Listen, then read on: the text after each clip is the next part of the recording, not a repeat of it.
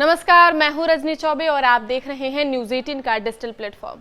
राजा रघुवंशी की हत्या के मामले में लगातार नई बातें सामने आ रही हैं। इस विभत्स मामले में कानूनी कार्यवाही भी जारी है। मेघालय पुलिस को पति राजा की हत्या की साजिश रचने वाले मुख्य आरोपी उनकी पत्नी सोनम रघुवंशी को हिरासत में ले लिया है। अब तो सोनम के साथ ही अन्य आरोपियों से पूछताछ भी की जा रही है ताकि इस हत्याकांड की तह तक जाया जा सके। अब सोनम और राजा की कुंडली को लेकर भी नई बातें सामने आने लगी हैं। बीजेपी नेता कैलाश विजयवर्गीय ने इस मामले पर तीखी टिप्पणी की है। उन्होंने कहा कि जिस महिला में शर्म, प्यार और ममता न हो वह पुतना के समान है। सोनम ने अपने पति राजा रघुवंशी की मौत में अपनी भूमिका को स्वीकार करते हुए बुधवार 11 जून 2025 को अपना जुर्म कबूल कर लिया है। मेघालय पुलिस ने जब उसके प्रेमी राज कुशवाहा से उसका आमना सामना कराकर उससे पूछताछ की तो उसने अपना जुर्म कबूल कर लिया। जानकारी के मुताबिक पुलिस ने जब सोनम और राज कुशवाहा का आमना सामना कराया तो खून से सनी जैकेट, सोनम का रेनकोट और अन्य सबूत सामने रखे गए थे। पुलिस ने इन सबूतों के बारे में जब सोनम से सवाल किया तो वह मौन हो गई, लेकिन इसके बाद सोनम ने सभी सबूतों को देखते हुए अपना गुनाह कबूल कर लिया। सोनम ने कबूल कर लिया कि उसने 3 सुपारी किलर्स आकाश राजपूत, विशाल उर्फ विक्की ठाकुर और आनंद कुर्मी के साथ मिलकर अपने पति राजा रघुवंशी को मौत के घाट उतारा था। पुलिस जांच में यह सामने आया है कि मेघालय से सोनम लगातार अपने प्रेमी राज को अपने लोकेशन के बारे में पूरी जानकारी देती रही। वह बताती रही कि अब ये लोग कहाँ पहुंचे हैं और आगे क्या करने जा रहे हैं। पुलिस ने यह भी बताया कि शादी के बाद ही सोनम ने अपने प्रेमी राज के साथ मिलकर पति राजा रघुवंशी को मौत के घाट उतारने का प्लान बना लिया था। साजिश के अनुसार यह सब कुछ किया गया। पुलिस ने यह भी बताया कि सोनम ने अपने सास को भी झूठ बोला था कि उसने अपरा एकादशी का व्रत रखा था, जबकि होटल से यह जानकारी मिली कि उसने खाना खाया था।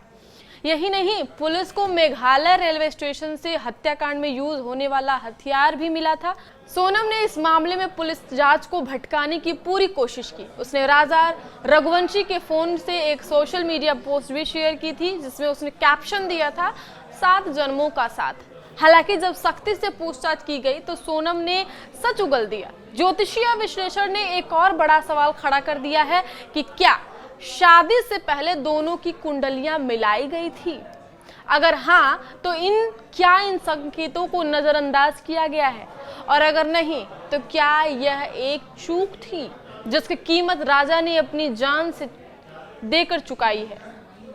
सवाल सिर्फ ज्योतिष या भाग्य का नहीं है। सवाल यह भी है कि क्या इस रिश्ते में पहले से ही कुछ गड़बड़ थी?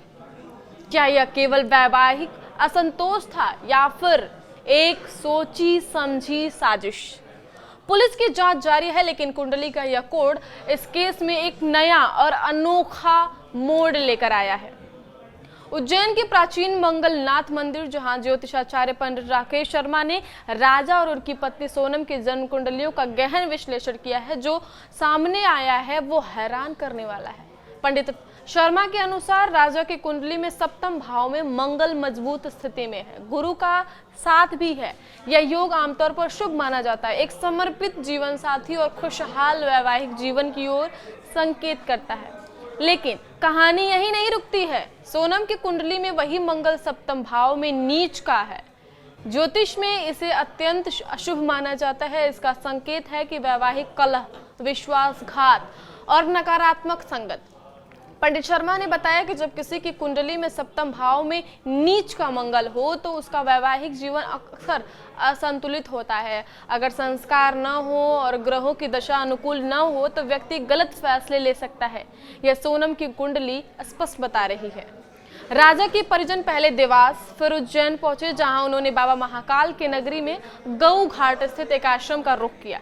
28 मई को राजा का एक रिश्तेदार गुजरात निवासी एक परिचित के साथ चिंतामन रोड स्थित अखाड़ा परिषद अध्यक्ष महंत रामेश्वर दास से मिला। परिजनों ने राजा और सोनम की तस्वीरें और उनके कपड़े सौंपते हुए उन्हें ढूंढने में मदद की गुहार लगाई। उज्जैन के महंत रामेश्वर दास ने बताया कि हमारे पास एक इंदौर से एक युवक आया था जो राजा का रिश्तेदार था। उसने बताया कि दोनों पति पत्नी लापता हैं। हमने उनकी तस्वीर और कपड़ों के माध्यम से विशेष तंत्र क्रिया की।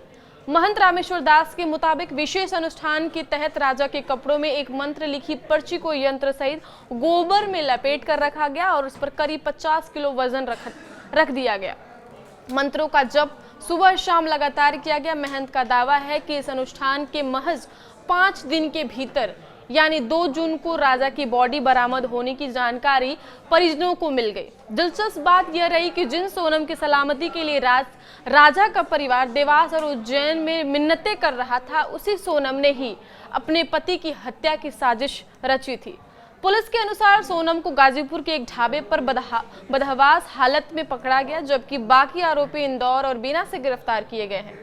राजा की बॉडी मिलने और सोनम की गिरफ्तारी के बाद परिजनों ने अनुष्ठान में इस्तेमाल हुए कपड़े, फोटो और मंत्र की पर्ची को पवित्र शिप्रा नदी में प्रवाहित कर दिया। महंत रामेश्वर शर्मा दास के मुताबिक इस तरह के अनुष्ठानों से गुमशुदा व्यक्ति के जीवन या मृत्यु की सच्चाई सामने आ जाती है। तो एक ओर था पति की तलाश में तंत्र मंत्र का सहारा लेते परिजन और दूसरी ओर उसी घर की बहू पर पति की हत्या के साजिश का आरोप। तंत्र मंत्र के लिए आए थे वो, किस तरह की मदद आपके द्वारा नहीं, हमारे पास एक हमारा शिष्य है गुजरात वाले, उनके वो मिलने वाले थे। तो राजा के परिवार का एक व्यक्ति उनके साथ में आया था, क्योंकि ये लापता हुए थे तो वो परेशान हो रहे थे। तो देवास भी गए थे वो, वहाँ पर भी उनको कोई सही मार्गदर्शन नहीं मिला। तो मेरे पास वो आए थे, तो उनका हमने जो है इसके लिए अगर कोई गुम हो जाता है या चला जाता है तो उसका स्थान का पता नहीं लगता है, लेकिन ऐसी एक क्रिया है कि उसके कपड़े में मंत्र के द्वारा हम जो है रख देते हैं और उस यंत्र को जो है गाय के गोबर से लीप के उसके कपड़े में लपेट के रख देते हैं और उसके ऊपर करीब 50 किलो के लगभग वजन रख देते हैं।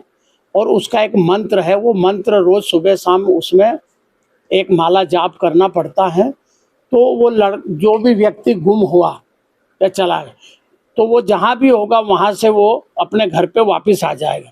अगर उसकी मृत्यु हो जाती है तो उसको किसी माध्यम से भी उसको खबर लग जाती है, खबर आ जाती है कि भाई वो मृत्यु हो गई।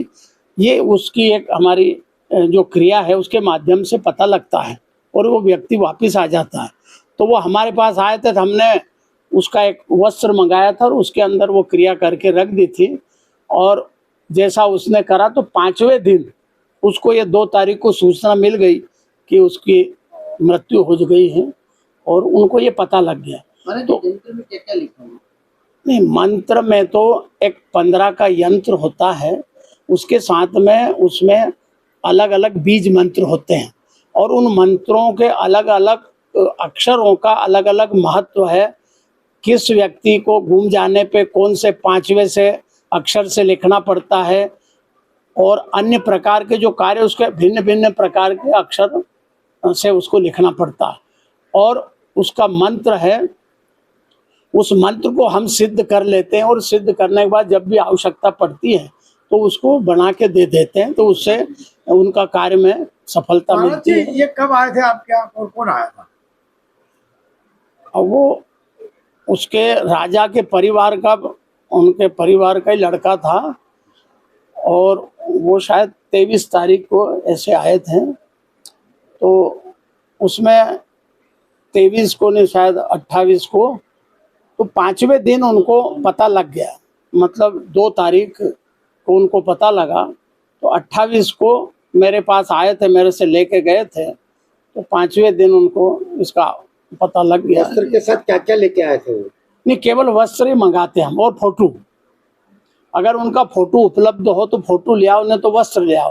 फोटो आए तो और ज़्यादा अच्छा है। तो लड़के और लड़की का दोनों के फोटो लाए थे और उनका एक कपड़ा भी लाए थे। उस कपड़े में हमने यंत्र बना के रखा और उसको मंत्र बता दिया, उस तरह से आप करिए तो बहुत ही जल्दी वो पता लग जाता है या वो स्वयं आ जाता है। हमने लड़की के फोटो में ऐसा कुछ देखा कि उसका चाल चरित्र कैसा हो? नहीं, ऐसा कुछ उसमें पता नहीं लगता है कि चाल चरित्र क्या है। उसमें तो इतना है कि उसको बुला सकते हैं, जहां भी होगा वो आ सकता है। अगर मर भी जाता है तो उसकी सूचना आ जाती है। ये इस मंत्र का प्रभाव है। तो ये मंत्र हमारे गुरु शिष्य परंपरा से हमें प्राप्त हुआ है, तो उसका जनहित में उपयोग करते रहते हैं। महाराज जी, जब वो वस्तु आपने तैयार करके दी थी, वापस लौटाने भी आए थे आप, हाँ। तो कब आए और आपने वापस उसको क्यों लिया? नहीं, उसको वापस इसलिए लेते हैं कि उसको हम मंत्र के पढ़ के और जल में प्रवाहित करते हैं। अगर उनसे वापस नहीं मंगाते हैं तो वो कहीं इधर उधर रख दे या पैर में आ जाए या कोई जगह, तो उसमें दूसरे को तकलीफ हो सकती, नुकसान हो सकता है। इसलिए उसको हम वापस मंगाते हैं। तो जो हमारा शिष्य है गुजरात वाले, वो लेके आए थे वापस और वो हमें दे गए, और हमने उसको आपको समक्ष बता भी दिया कि ये है, क्योंकि इसमें कोई छुपाने वाली बात नहीं है। ये तो जनहित का कार्य है।